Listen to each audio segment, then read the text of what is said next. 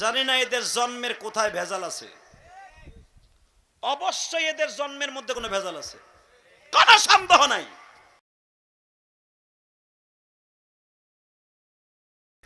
আজকে আমাদের মতো আলেমদেরকে সারা পৃথিবীর সামনে বকা শোনায় যে সমস্ত মিডিয়া, আমি জানি না এদের জন্ম ঠিক আছে কিনা। কথা বলেন না কেন? জানি না এদের জন্মের কোথায় ভেজাল আছে। অবশ্যই এদের জন্মের মধ্যে কোনো ভেজাল আছে, কোনো সন্দেহ নাই। মনের দুঃখ, কিশোর কণ্ঠ টিভি, ফরিদপুরে এটা কিশোর কণ্ঠ টিভি, তাস টিভি, আর একটা ছেলে সিলেটে বসা কথা কয় বাদাই মিয়া, ওর নাম কি আবু সুফিয়ান নাকি, এটা প্রথম দেখছি হাফিজুর রহমান সিদ্দিকীর পক্ষে অনেক ভালো কাজ করছে। আমি ওর জন্য তখন প্রাণ খুলে দোয়া করছি, আল্লাহর কসম করে বলছি যে কওমীদের পক্ষে তুই অনেক ভালো সুন্দর সুন্দর কথা বলছ, তুই যে মানুষরূপী পশু এটা আমি জানতাম না। তুই আমার সম্পর্কে, আমার জিন্দেগি সম্পর্কে কিছুই জানোস না। দুই চারটা কথা মিডিয়ায় উল্টাপাল্টা সারে, এইটা দেইখা 2-1 সেকেন্ডের কথা তোরা নিয়ে আজকে সারা পৃথিবীতে তোরা আমার জন্য বাজে কমেন্ট করস।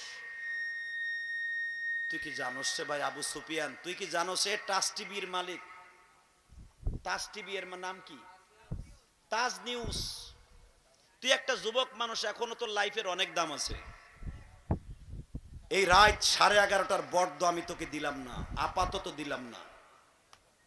এই গভীর রাত্রের বড় আমি বড় অন্তর থেকে তোরে দিলাম না। আজকেও তুই আমাকে নিয়ে একটা রোস্ট করছস, রোড ভিডিও বানাইছস। এসান গ্রুপ লয়ে তুই আমাকে দোষারোপ করতে চাস, যতই দোষারোপ করতে চাবি। ইলিয়াসুর রহমান জেহাদি যেমনি করে ময়দার বস্তার ভিতরে চুল টান দিলে জাররা পরিমাণ কোনো আটা লাগে না, ইলিয়াসুর রহমান জেহাদিরও জাররা পরিমাণ কোনো আটার মতো চুল টান দিলে যেমনি নিষ্কলন চলে আসে, আমাকেও দেখবি সেরকম চলে আসবো। আমি তোকে চ্যালেঞ্জ করলাম। আমি প্রশাসন ভাইদেরকে অত্যন্ত বিনয়ের সাথে বলছি, মিডিয়ার দ্বারা এই তাজ মিডিয়াকে, এই বদমাইশটাকে অতি তাড়াতাড়ি গ্রেফতার করেন।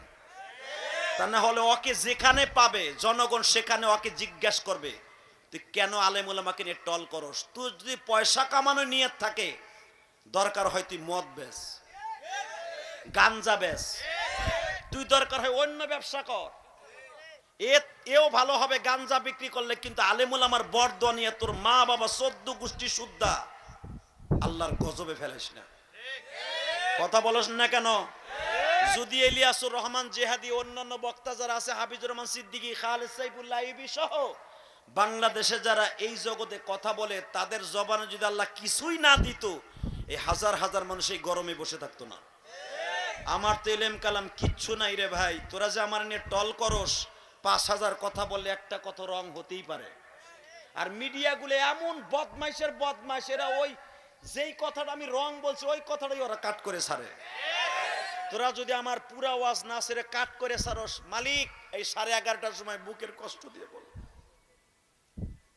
তোরা যখন আমাদেরকে নিয়ে রোস্ট ভিডিও করস, বিশ্বাস কর এই আবু সুফিয়ান ছেলেটার জন্য অন্তরস্থল থেকে আমি বরদোয়া দিলাম না, এখনো দেই নাই।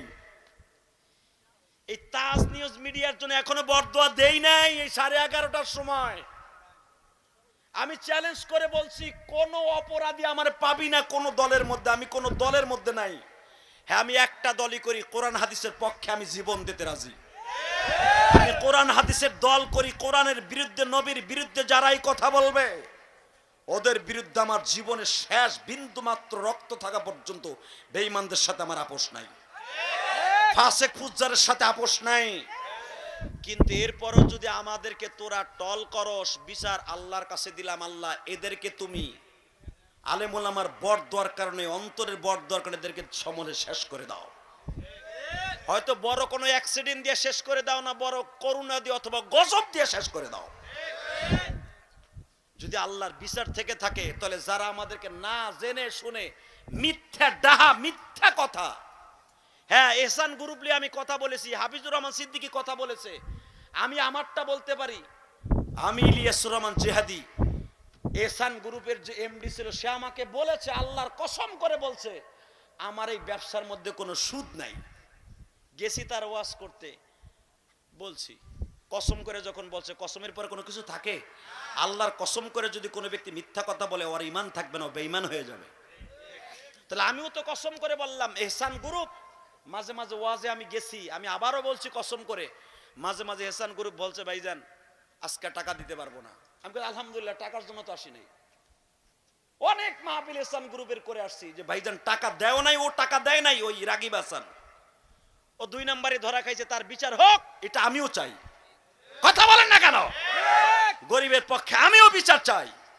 এত বড় জালিয়াতি যে করছে, তো জানতাম না যে এত বড় জালিয়াতি লুকিয়ে আছে। আমরা গেছি 2-3 ঘন্টার জন্য ওয়াজ করতে। আমি এই গ্রামে আসছি ওয়াজ করার লেগে 2 ঘন্টা আগে আসছি। আসার পর আমি কি বলতে পারবো দিন ইসলাম কি ব্যবসা করে?